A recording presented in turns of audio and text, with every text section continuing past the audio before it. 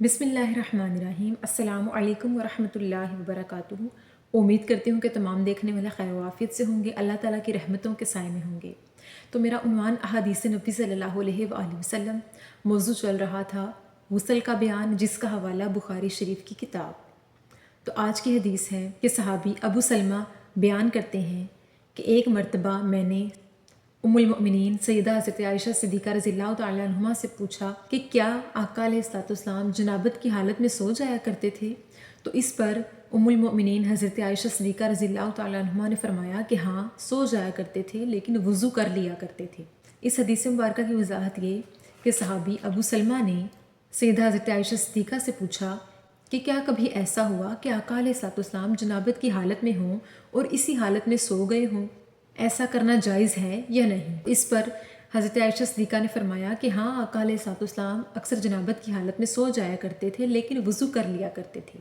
اس حدیث مبارکہ سے مراد یہ ہے کہ اگر کوئی شخص اپنی بیوی کے ساتھ صحبت کرنے کے بعد غسل کرنے کی قوت نہیں رکھتا یا کسی مجبوری کی وجہ سے غسل نہیں کر پاتا، تو اسے چاہیے کہ وہ اسی حالت میں وضو کر کے سو سکتا ہے۔ یعنی کسی اور عذر کی وجہ سے یا کسی اور مشکل یا پریشانی کی وجہ سے، پانی کی تنگی کی وجہ سے یا جگہ کی تنگی کی وجہ سے یا کسی اور مجبوری کی وجہ سے اگر کوئی شخص اس حالت میں، اس ناپاکی کی حالت میں فوراً سے پاکی حاصل نہیں کر سکتا، فوراً سے غسل نہیں کر سکتا، تو اسے چاہیے کہ وہ وضو ہی کر لے۔ اکثر سرد راتوں میں سردی سے بیمار ہونے کا خدشہ ہوتا ہے۔ اگر کسی کو ایسی حالت کا سامنا کرنا پڑے تو اسے چاہیے کہ وہ وضو کر کے سو جائے اور بعد میں جب اس کے لیے آسانی ہو تو اس وقت غسل کر لے۔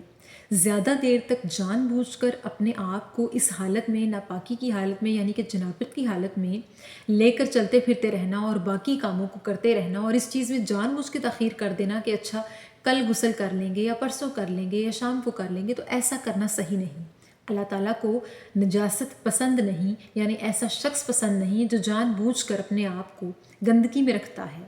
جب اللہ تعالیٰ کی طرف سے کوئی عذر آ گیا تو وہ تو ایک وقت مقرر ہے، لیکن جان بوجھ کر اس کے بعد تک اپنے آپ کو پاک نہ رکھنا کامل ایمان والے کی نشانی نہیں ہے۔ جیسا کہ میں نے پہلے حدیث مبارکہ میں بتایا کہ صفائی نصف ایمان ہے، تو ہمیں چاہیے کہ ہم کسی بھی طرح کی ناپاکی کے بعد اپنے آپ کو اچھے طریقے سے آقا علیہ الصلوۃ والسلام کے بتائے ہوئے سنت طریقے سے پاک صاف کریں اور غسل حاصل کریں، پاکی حاصل کریں، تاکہ ہم اپنا ایمان مکمل کر سکیں اور مومنین میں سے ہو سکیں۔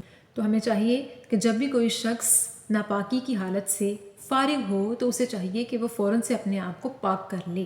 تو اللہ تعالیٰ سے دعا ہے کہ اللہ پاک ہمیں صحیح معنوں میں آقا علیہ الصلوۃ والسلام کی سنتوں پر عمل پیرا ہونے کی توفیق عطا فرمائے اور ہمیں دین کی سمجھ بوجھ عطا فرمائے اور ہمیں مومنین میں سے کرے۔ آمین ثم آمین۔ شکریہ۔